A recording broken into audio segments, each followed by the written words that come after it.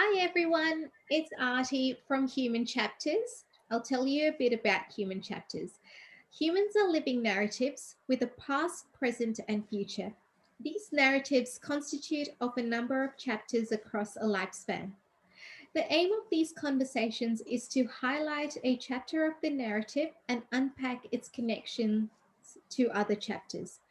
I don't care whether people are natural storytellers, but I truly do believe each one of us has a worthy and interesting story to tell. Acknowledgement to country. We acknowledge the traditional owners of the land which now comprises Greater Shepparton. We pay respect to their tribal elders, past and present and emerging. We celebrate their continuing culture and we acknowledge the memory of their ancestors. And today we are going to talk to Chandni. Chandni is from the UK and her human chapter is Motherhood. Go for it, Chandni. Tell us about yourself. Hi, so I'm Chandni. I'm from the UK. I'm a 37-year-old full-time working mum of two. So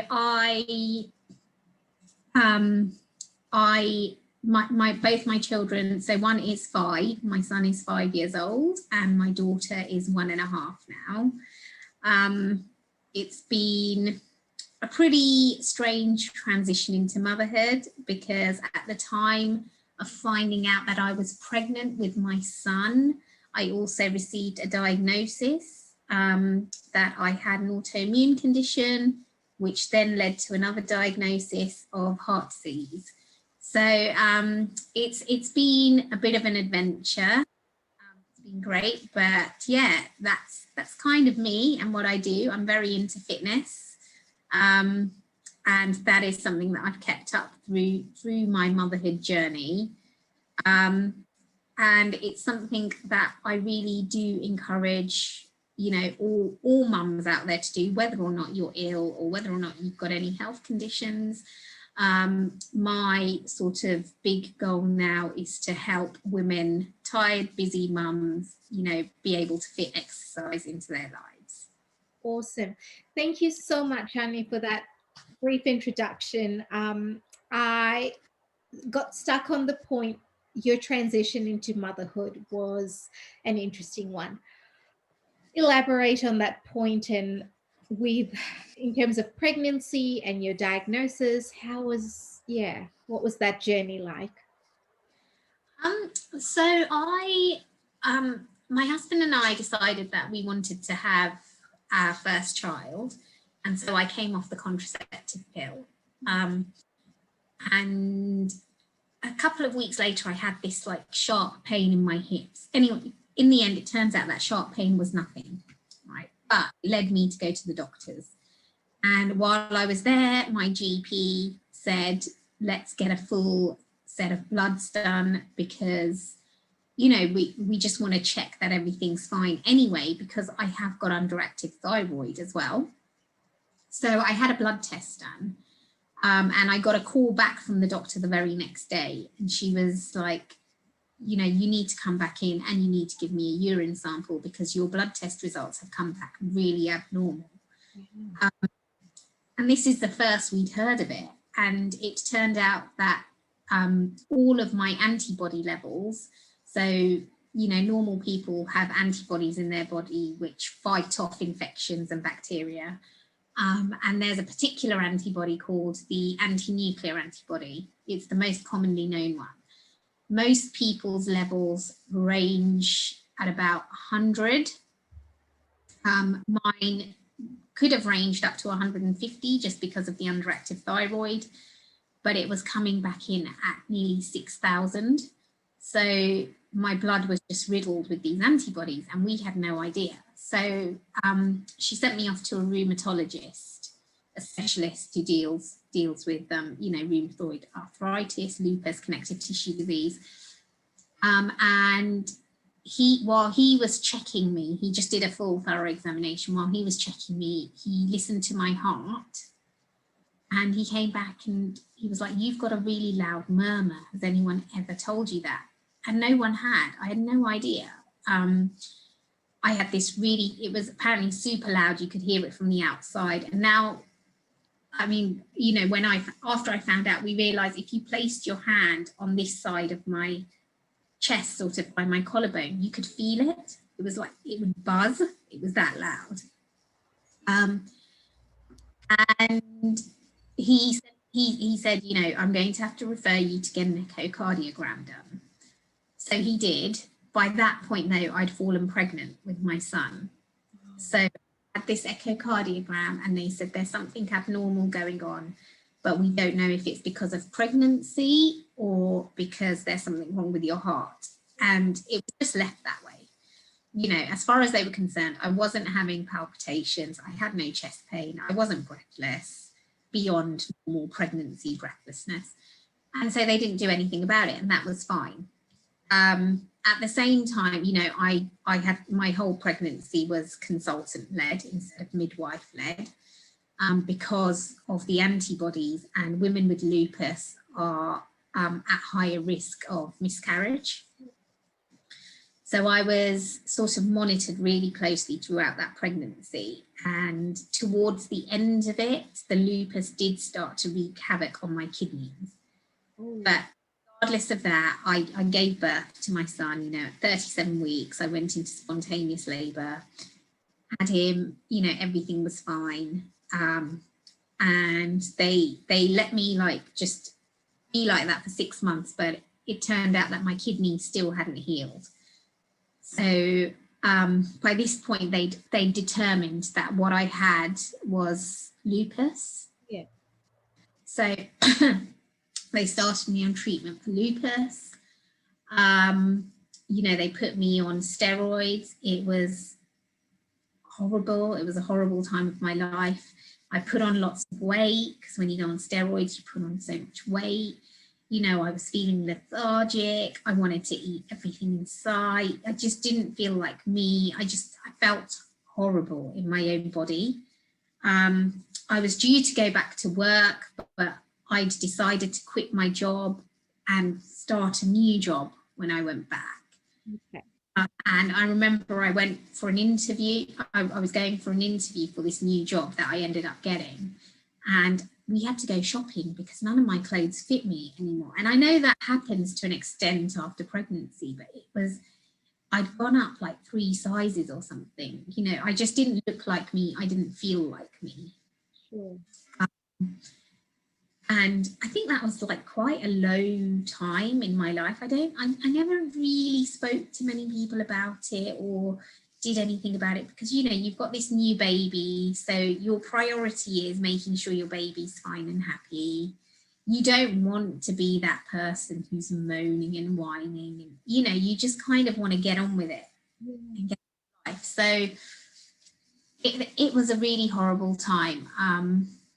And during that time, I also got a call from a cardiologist who was panicked and said, your heart is in a really bad state. So turns out I was born with something called a bicuspid aortic valve. So in your heart, you have these valves that control the blood flow. So they open and close, and they have 3 flaps.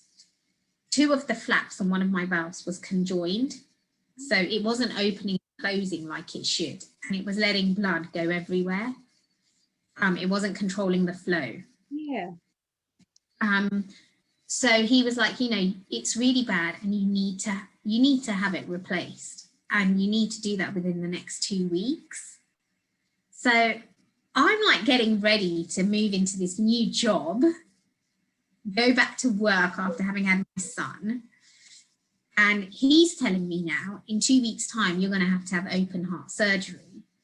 And I'm freaking out here, like, what on earth? I can't have open heart surgery. Anyway, so I got in touch with my rheumatologist and I was like, what is going on? You know, like, where has this come from? No one has ever even talked to me about surgery until now. And now suddenly you're saying I have to have open heart surgery. Anyway, you know, they sent me to a surgeon, and the surgeon just turned around and said, look, if you have no symptoms, you're really young, your heart is in a state, and I was in what was called severe aortic stenosis. Oh, wow. Yeah, it's quite serious, you know, quite dangerous. But he was like, we'll just monitor and watch. And at some point, you know, you're going to have this surgery and get your valve replaced. So we waited and watched. Eventually, I got weaned off the steroids because I went into remission, which was amazing. Like, I started getting back to my normal size. I started, you know, I picked myself up with working out, started exercising. Before I'd fallen pregnant, I was a huge fitness junkie. I will always have been. You know, I used to run loads, I used to do weights, and it's one of the reasons why they just couldn't understand why I had no symptoms of my heart disease. Right. That was, yeah, going to be my question. If you were born with it, how has it taken this long for it to be diagnosed?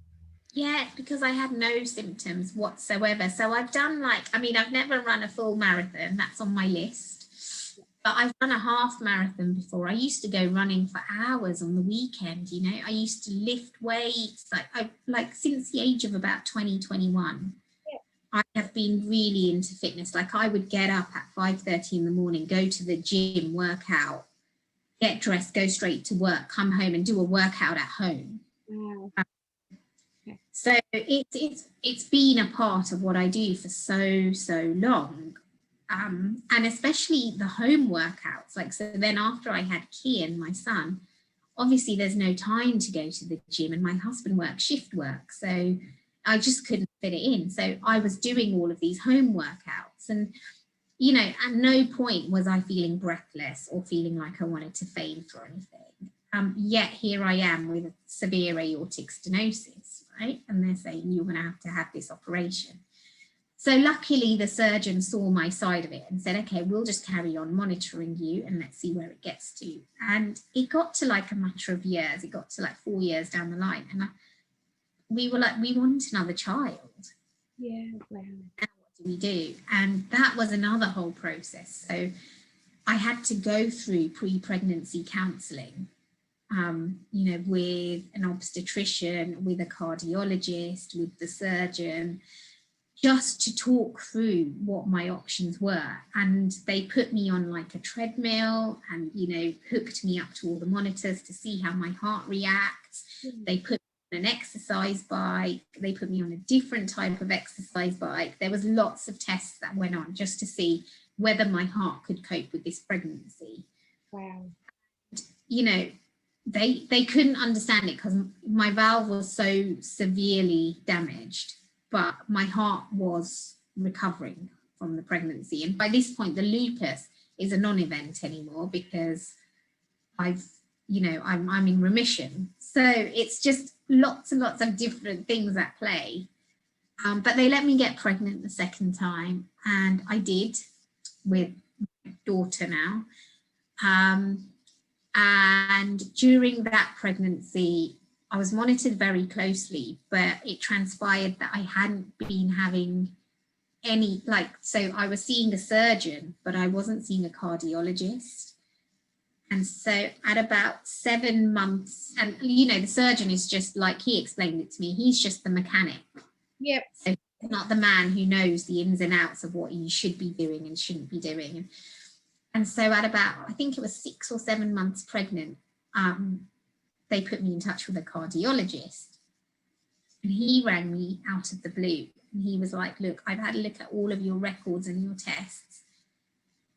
I don't know why you've been allowed to get pregnant, basically, because your heart is just really bad on paper. We're going to have to talk about what happens if during this pregnancy we need to replace your valve and what the implications of that are. And obviously there is a way they can do it through the leg or they do it through open heart surgery, but the implications are baby probably won't survive, right? Like, we can't guarantee that. And if it's open heart, baby definitely is not going to survive this surgery. So you're going to have to think about this, but this is the reality of what's happening. And this is just something you're going to have to decide on. And then came all the following conversations, like, okay, so even if we don't replace your valve right now, we might have to replace it during labour.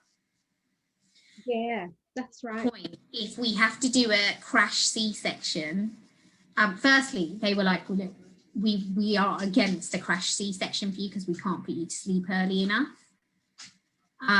If we have to do anything, we want you to be clear that it is mother's life over babies. So we prioritise your life over your babies. And we've just got to be clear that you're okay with that. Sorry. Can you go in the other room, please?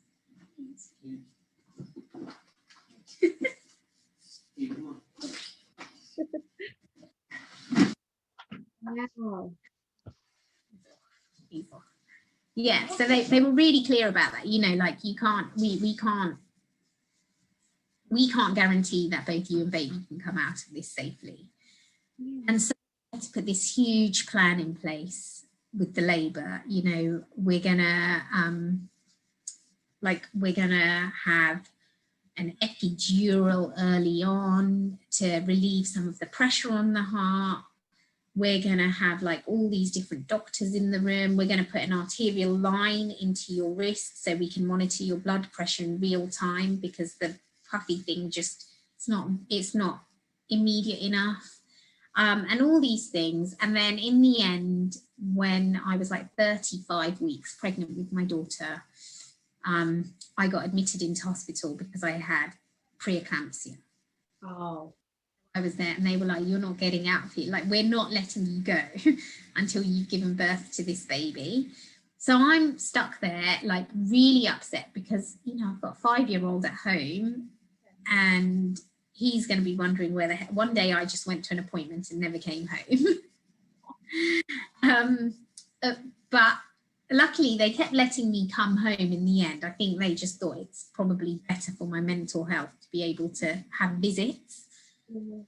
Coming home and going back in the evenings and staying there overnight. And I was only in there so I was meant to be in there for at least 3 or 4 weeks before they induced me and, you know, had this big labour plan in place. I was only there for a week, and I think it was actually just a week. And I went into labour spontaneously in the middle of the night when none of the team that had been like prepped about this were there. So it was like emergency situation. But it was all fine. Like, I gave birth naturally. We didn't have time for the epidural. They couldn't get the line in properly. I mean, it was an awful labour. There was someone holding everything down, you know, all the various lines that they put in. Someone had to hold them down because they were all falling out. Pushing away, and then it was a really fast labour and everything was fine, you know. She came out. So after all of that, it just turns out that, you know, they're really, it was a big hype. Yeah. And it was necessary. But yeah, so that's kind of like how I got into motherhood. How, Chandni, during this time, so your second pregnancy, the cardiologist comes in at 7 months. You did all of your fitness testing then to make sure that you were okay for your second pregnancy. Was the cardiologist present during that sort of testing? No, so I had an obstetrician who was responsible for all of that. Wow. But so she was the one who'd put me on all those tests and stuff. And that cardiologist hadn't been involved. There hadn't been a cardiologist properly involved in the case until that point. Is that odd? It is really odd. It is really odd that it slipped through. Like, just no one realised. It was only when I went to see my surgeon. Yeah. And right, okay, so the obstetrician says this, fine, right? But what has the cardiologist said? And I said, well, I don't see a cardiologist. I never have. All right. And he was like, so who looks after your heart? And I was like, well, as far as I'm concerned, it's you. And he was like, no. I can look after it when I need to intervene and do something. Yeah. Because his concern was through that pregnancy, through the second with the first pregnancy, I stopped working out because I was a nervous mum. I'd just been told I had lupus. I'd just been told maybe there's something wrong with my heart. I was like, no, I'm just not doing anything. I'm not going to work out. With the second pregnancy, however, I was working out consistently throughout that pregnancy. Wow. And so that is what triggered him to say, I don't know if that's okay, as the cardiologist, that's okay. And I was like, I wouldn't know because no one's put me in touch with one. And throughout all of this, you're talking about it and you're the one that's processed it. What did it feel like mentally, emotionally for you? It's a weird one because it was really difficult. It's really difficult when you are used to pushing your body. So from before pregnancy, like I'm used to pushing myself, go for that run, go that extra mile, like do it.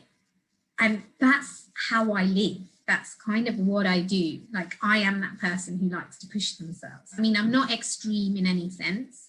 I'm no mountain runner or anything, but I like to push myself when it comes to exercise. And when you're told, when you're used to that mindset and you're used to accomplishing what you set out to do, and then you're told you've got all of these various things going on with your body, and your body is essentially, your body's broken. Yeah. It's really hard to come to terms with. It's really hard because you're like, no, it can't be, because no, I need to push it. Like it can't be broken. And I remember after the first pregnancy, I started going to this buggy fit class where, you go with your buggy and your new mums and you go and run around the park and stuff. And at the end of the class, I'd gone with my NCT friends. So these are friends who I didn't know before pregnancy. Right? And I'd gone with them to this class. And at the end of the class, the lady's like, okay, go run around the lake or whatever it is, right? And come back. Leave your buggies here, I'll look after them. And she was like, if you can run or you can walk, you can do whichever one you want. Yeah? So there I am, like, I'm going to run, right? What do you mean you can walk? No, thanks. I'm running that thing, yeah? And I'm thinking in my head, like, I've got this. I can do that. Keep in mind, like, before I was pregnant, I was running like 4 hours on the weekend, doing all this stuff. So I'm like, no, I'm going to run around that lake. I started and I probably got no more than like 3 meters and I couldn't breathe. I was like, what is this? And I'm embarrassed. Like, it's embarrassing because, I used to be fit and healthy and I'm so embarrassed. These people didn't know me back then. They're just going to think I'm like this really unhealthy, unfit person. And it's not me. And it was horrible. It was like a sinking feeling. I was like, I can't do this anymore. And that's the point anyway, at which soon after that, they said to me, you actually can't do that anymore. Like, you cannot go running. Stop the running because it's just too unpredictable. So yeah, it feels horrible. It really feels horrible. And then I think for so many years, like even though there was that one scare where someone said you have to have open heart surgery in the next 2 weeks, because after that I was told it's fine, we can just keep monitoring you. You sort of are in denial. Yes. Oh yeah, it's coming one day. But you don't think one day is going to come. Yeah. And then after Zuri was born and they were like, okay, my cardiologist was like, look, I'll give you 6 months to breastfeed her.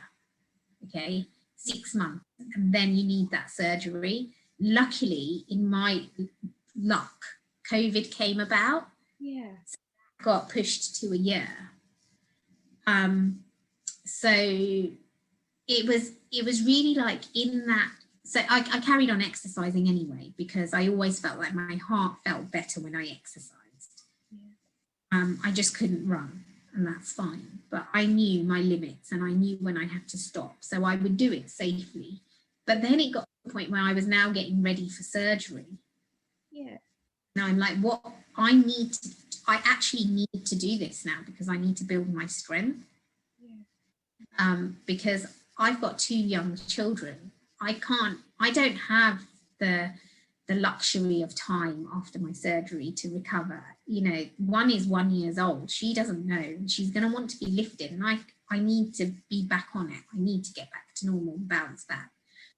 So I started like thinking about what I need to do. So I think for me, I'm quite practical. Yep.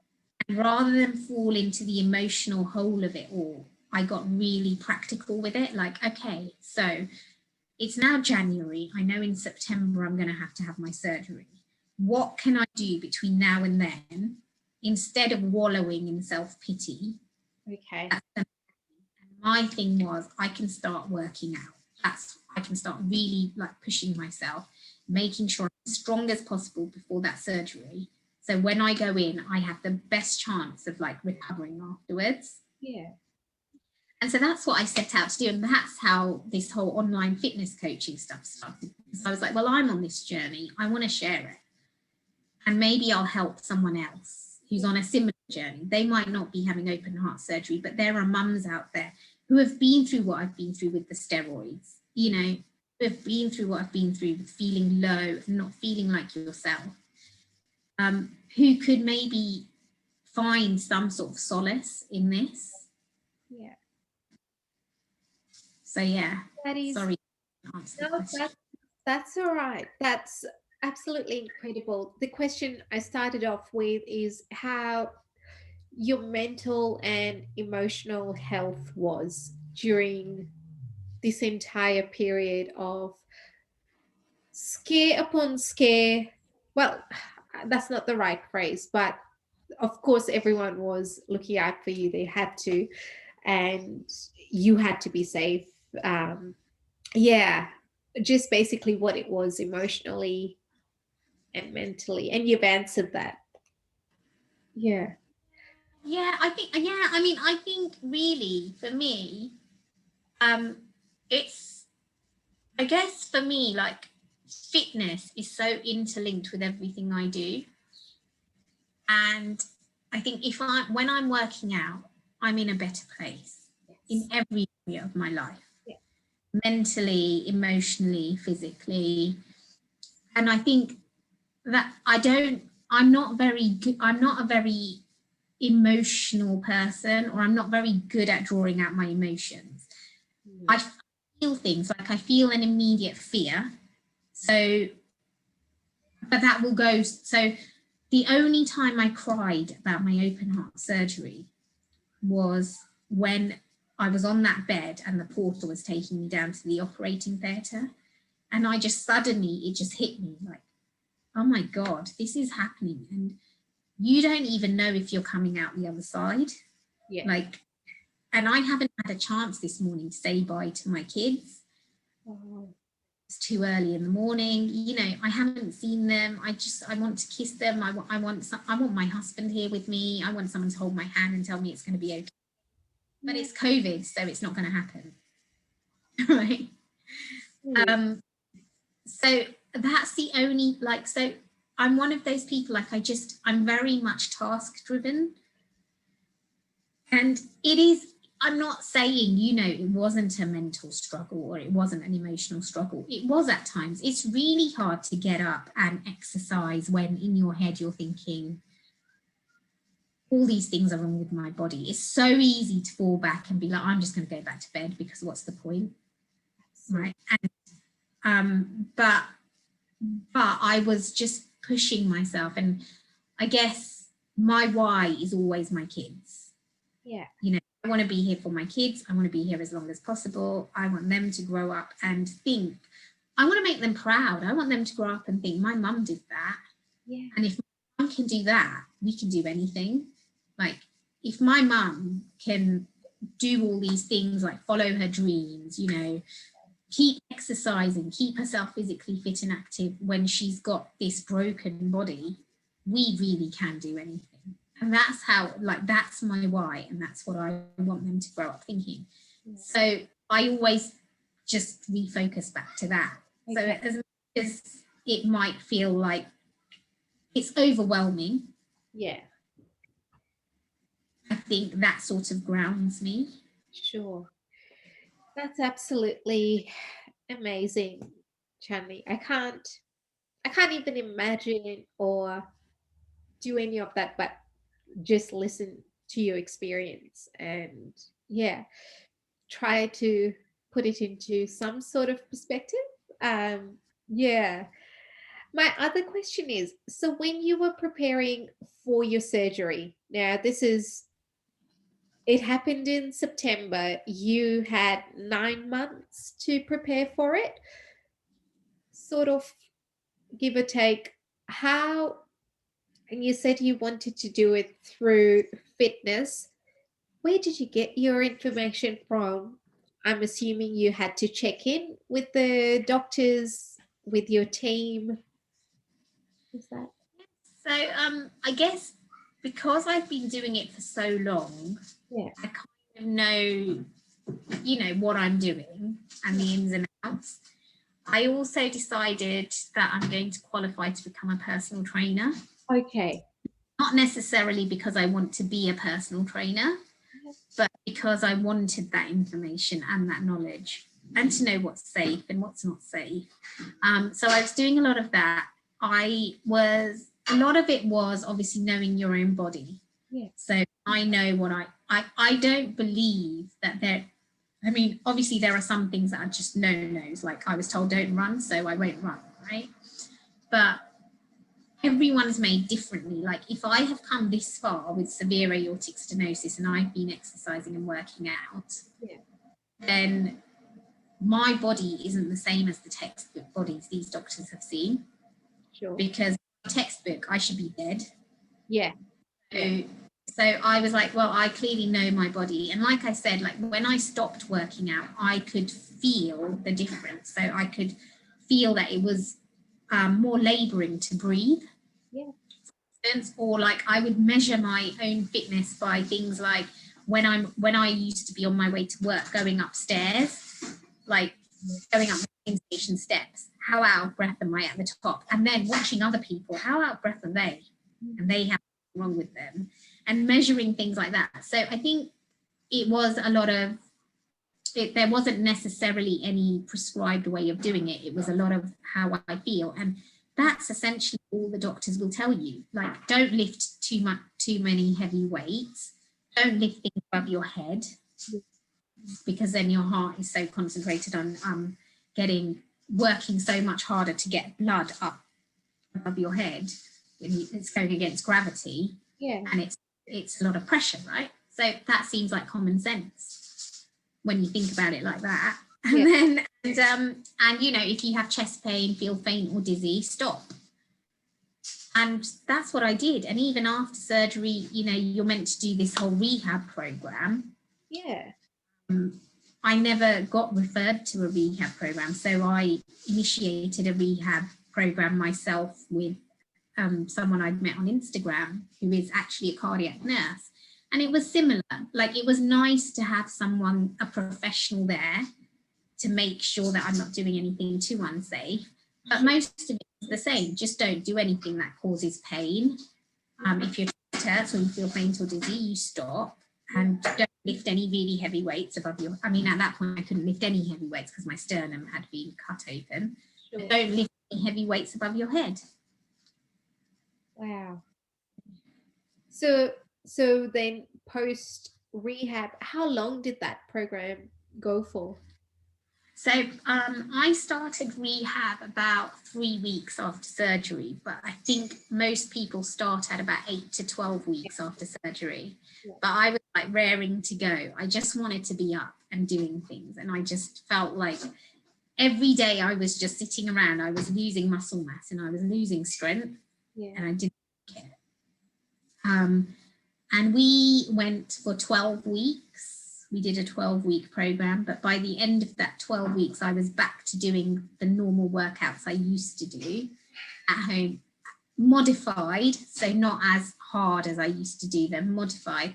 And now I've got back to the point, so now it's 6 months post-surgery, and I'm kind of getting back to that point of being able to do things nearly as much as I used to. That is great. Yeah. I was going to say, yeah, 3 weeks is very quick to be getting into rehab and doing it successfully. Yeah, I mean, I wanted to go, and that my I don't know what you call them, rehab trainer. Yeah. She was really good, and because she was a cardiac nurse, I felt like I was in safe hands. And we did go really slow at the beginning. It was really slow. I mean, soon after surgery, I'd go for a 15-minute walk, and I'd have to come back and have a nap. Sure. Wow. It was slow. It was horrible. Yeah. When you're used to just being on the go and being active, and then suddenly it's like, stop. You can't do any of that. It feels really bad. So it's just that I need to get up and I need to get moving. That's right.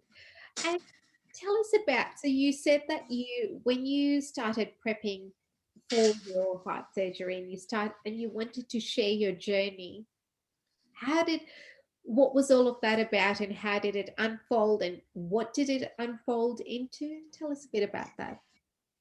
Yeah, so I thought, I'm doing this thing and I'm doing it for a reason. And I started an Instagram page, and I just thought, I just want to share what I'm doing, why I'm doing it, so that if there are people out there who are struggling to get into fitness,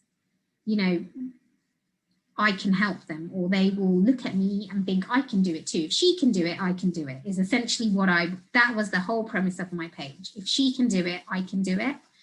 And like I said, so I've been using these home workouts for a number of years, for many, many years now. And they've worked for me in keeping me fit and active, when I wanted to lose weight, to get me stronger. And I've benefited so much from doing them. And they are amazing. Like, a lot of the time people will think about home workouts and think about like a 15-minute YouTube video that, maybe just gets you sweating, like, not even coming out of the pores. But these proper, like, very root-tested workouts. So I knew that what I was doing works, because I've been doing it myself, and it's worked for me. And if it works for me, the likelihood is it works for other people, right? And I've seen other people that it's worked for as well.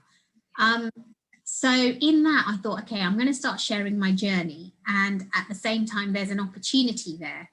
I can become a coach. And instead of just sharing my journey and people thinking if she can do it, I can do it too, I can coach them to be able to do it.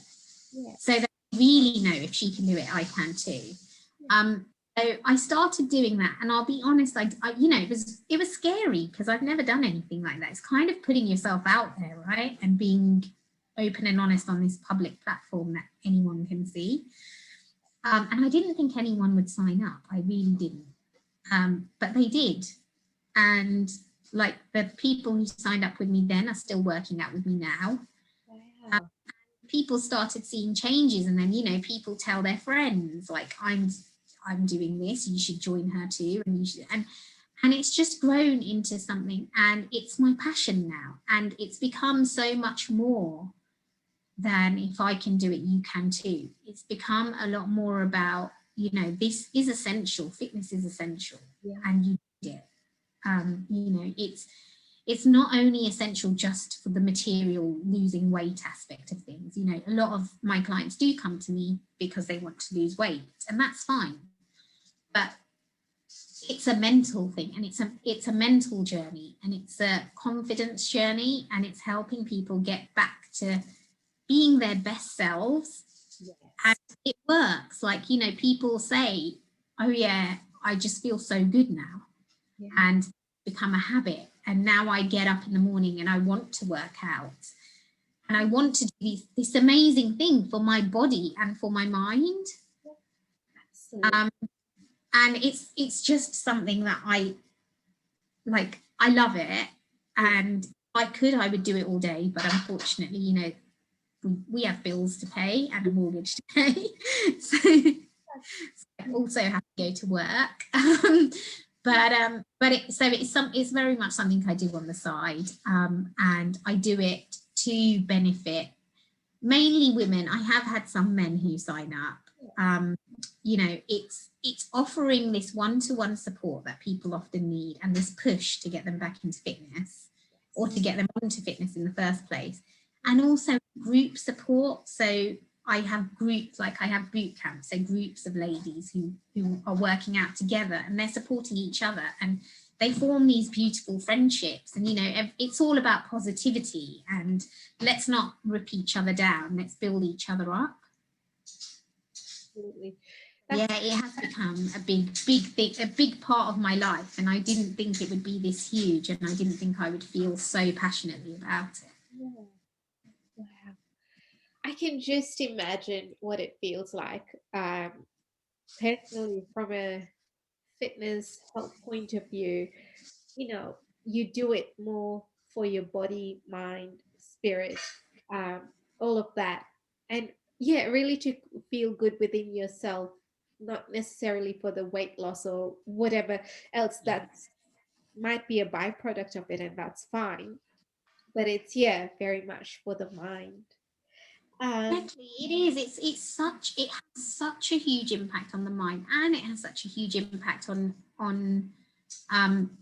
on your physical health, right? Because after my surgery, I was told that my valve was really bad. It was completely deteriorated. And I asked my surgeon, like, so what, how did my heart keep beating? And he was like, well, you've conditioned it to keep going. So it saved my life, like, essentially. And if it did that for me, what could it do for you? Correct. Absolutely. And the one other thing I wanted to sort of ask, and this is going back after your first pregnancy, and you talked about the aspect of weight gain post steroids, and you said that you just didn't feel like yourself. What what exactly was that like? So weight gain, yeah. If you I think there were a lot of factors at play, and I think I probably wouldn't have felt like myself anyway. But also, I was a new mum, yeah. so you know there was a big change in my life. Like, you know, for a few weeks following the birth of my son, I was really like lost almost. What is this? And where is all my independence gone? So I'm this new mum, and I'm always worried, always nervous and on edge. You know, like I think with my son, like when he was little, because it was my first time into motherhood, not like I had one friend who had kids, but that's it. So I hadn't seen other people who'd had children. Yeah. So I was this nervous, like on edge parent, always worried, never really enjoying the moment. And then on top of that, I go and have to be put on steroids and put on all this weight, and that adds to the anxiety. And it was just this mental sort of just unhappiness, like, who am I anymore? It's almost like losing your identity. Like, you're no longer you used to be, you know, as a person. Yeah. I'm now this nervous, worried person. I've always, like most of my life, I've been described as happy-go-lucky, Yeah. and I just wasn't that anymore. I was like the total opposite of that. And then you're not even you in the mirror. Like you don't look like you anymore. You look like a completely different person. And you know, like none of my clothes fit. And when we went out, like, I'm trying to dress up, but I just looked, in my eyes, I looked horrible in whatever I put on, or no matter how much makeup I put on, I felt like I looked terrible. And it was just like a doom and gloom. It was like living in a dark cloud. I guess that's the best way to describe it. Yeah. And You know, how and Sorry, how long did that go for? It went for quite a while. So I went back to work, and I was still on steroids. And I remember I just always used to feel uncomfortable in my clothes. Not uncomfortable, like it's not like they didn't fit because I obviously bought bigger clothes, right? Just used to feel like this is, I guess going into a new job after that as well didn't help, because I went into this new job where no one knew my previous self. So it was even more like these people don't realize who I am or what I'm like this is what they think I am, and I'm not this person. Wow. Like I'm this worried person. I'm not this is not me. Like yeah, I used to, you know, love dressing up for work, wearing my heels, you know, and now I didn't, because I didn't fit into things. And when I did, I didn't feel like they looked nice on me anymore. And I didn't. And so I think, although the weight loss thing is not a priority, and it should never be a priority, like it should never be about weight loss unless your weight loss is detrimental to your health, right? It does have a huge role to play in how you feel about yourself and how you're feeling mentally. And I think if you're working out, even if you're not a skinny, you know, size 8, I don't know what that is in Australian sizes, but size 8 is pretty small here. Yeah, very similar. Yeah, so even if you're not a size 8, but you're working out, like you will look in the mirror and you see like the strength, and you start appreciating your body more, right? And I think that was part of the problem, because I'd stopped working out and I was on these steroids and I put on the weight, and I was a new worried mum, and I'd gone into a new job, and that job wasn't necessarily family friendly. So, you know, it was a horrible job and I was miserable with that. And things were just, it was like one block on top of another, and it was stacking. And it took a while to come out of that. I'd say like it took until they took me off the steroids and some of the water weight fell off on its own. And I thought, this is a start. Yeah. So now let's start exercising again. Mm-hmm. And I started working out again. There was a gym in the new place that I'd started working at. So I would go to the gym in my lunch break. Awesome. Yeah. And like just get it done, because I was like, well, I can't wake up early enough in the morning to do it and do the nursery run and go to work. So I was doing that in my lunch break, and it just came slowly. It wasn't like one day the cloud lifted. Yeah. You know, it was a gradual process, and it started coming slowly. So the more I worked out, the more I started eating better. The more I started eating better, the more weight shifted. The more weight shifted, I look in the mirror and be a bit happier. The more I was happy, you know, it was like positive cycle. Yeah, it was like stacking. It was habit stacking, essentially. Wow. After the other. That's amazing. Thank you for sharing that. I'm always so curious about postpartum, sort of what is that? You know, you've talked about the multiple transitions. Yours was different, yes, but yeah, for a new mum, what does that feel like in the body, and yeah, just how it would. I have a friend who just gave birth like 2 weeks ago, and I remember like just sitting her down and being like, listen, you need to be ready for this, because I wasn't ready for what was coming. Like I knew it was hard. I knew parenting was hard. Don't get me wrong. I didn't realize how hard. Like you come home with this newborn baby who is reliant on you and needs you for life, but you just feel so low. Like your independence is gone. You don't know what you're doing. You're worried about everything, you know, oh, the baby's crying, is the baby okay, is the baby not okay? What you really want is that baby to smile and say, you're doing a great job, mum, thanks, I'm so happy. But that baby's never going to do that. And it's almost like you're not happy because you're like, I need you to tell me you're okay. And they can't, right? So it is like, it can be, I mean, I'm sure not all mums feel this way, and some mums do come home and they're like, you know, well, sparkling joy and glory. Yeah. But for me, that's how I felt really low in those. Luckily I didn't have postpartum depression, and I pulled out of it. But I definitely had a bad case of baby blues, and I definitely felt scared, anxious, worried, nervous, all feelings all in one. It was overwhelming. This baby kept crying. Wow. I'd feed him, but it wasn't enough. But what do I do now? And there's no manual and no textbook that's going to tell you the reality of it, because no one can prepare you for that. True. Like, you're looking at your body and your tummy suddenly like sagging.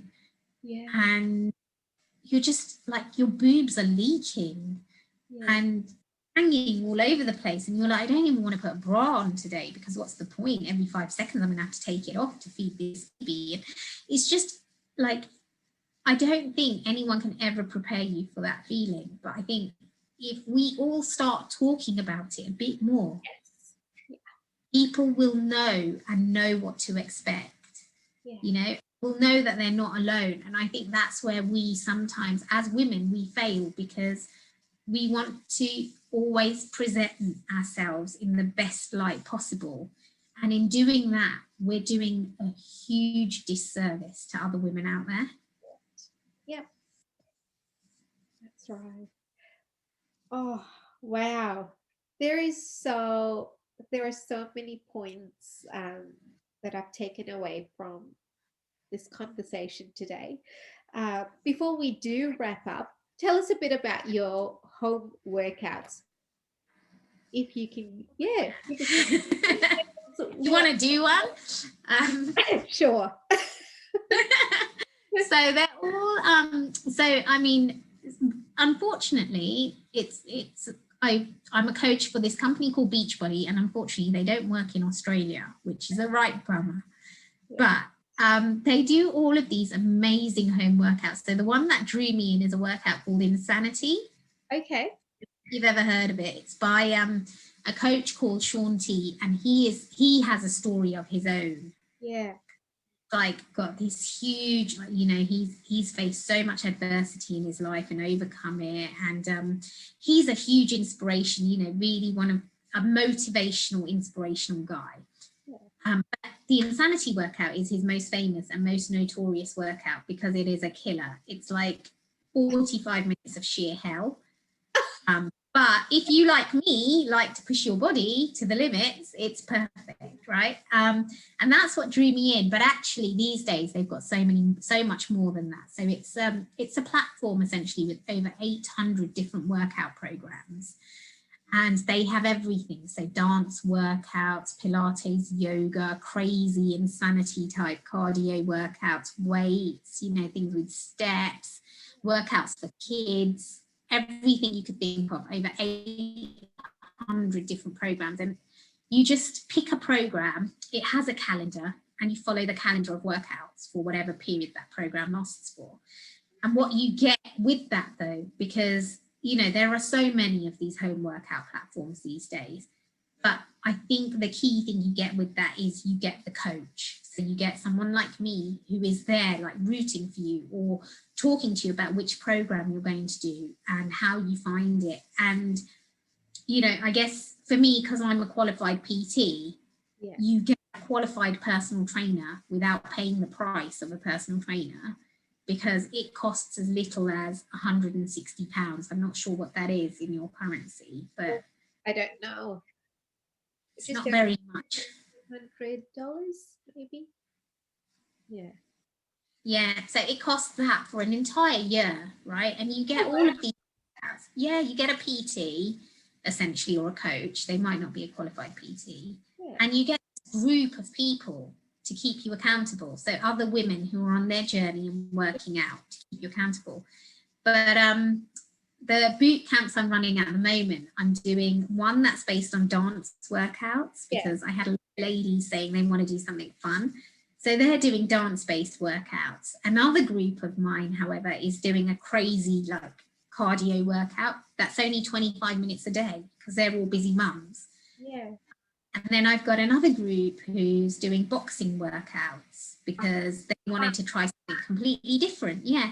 So, you can do whatever you want, but there's essentially so much choice. And you get so much one-to-one and group support that it keeps you going. And the whole Beachbody ethos is about building people up and making them believe in themselves. And that's the reason I decided to coach with them, because I wouldn't be able to personal train because I just don't have time to write people personalized plans. Because I work full time. And B, their ethos is everything I believe in and everything I've been following for so many years now. Yeah. Felt like if you're going to sell something, why not sell something you love and know that works? Absolutely. And I think that's how I feel. Like I don't like to be that weird salesperson. And I do hate sometimes even making the sale as a coach. I'm like, I don't want to be that person. But I believe in it and I think it works and I think it does so much good. It's everyday exercise for everyday people. It's not about, you want to be an athlete and I'm going to train you to be an athlete. It's just, good old fashioned exercise, how it used to be. Yes. If you remember back in the 90s when you had aerobics classes and things everyday people could do, right? True. And just, quite inclusive. It's very inclusive and it's like a lot about like you basically being able to fit it in. Yeah. It's realistic. It's, you can fit this in and you can do it. And I can show you can do it because I can do it with my broken sternum. Yes. If I can do it with that, you can definitely do it. And if I can fit it into my day with 2 kids and a full-time job, you can too. So it's just about that belief. And again, it comes down to the whole mental, physical, spiritual benefit of exercise. Absolutely. Oh, thank you so much, Chandni. Are there any 3 to 5 key takeaways you'd like to for our audience? I think just move more. I think, and another big one that I'm super passionate about is water. No, we haven't talked about it at all, so it's a bit random. But as a coach and a PT, one of my biggest gripes is when people don't drink enough water, and I have a big drive about getting people to drink at least 2 liters of water a day. Like the amazing things it does for your body, just your circulation, your mind, your energy levels, weight loss, everything. Like, please drink your water, please move more.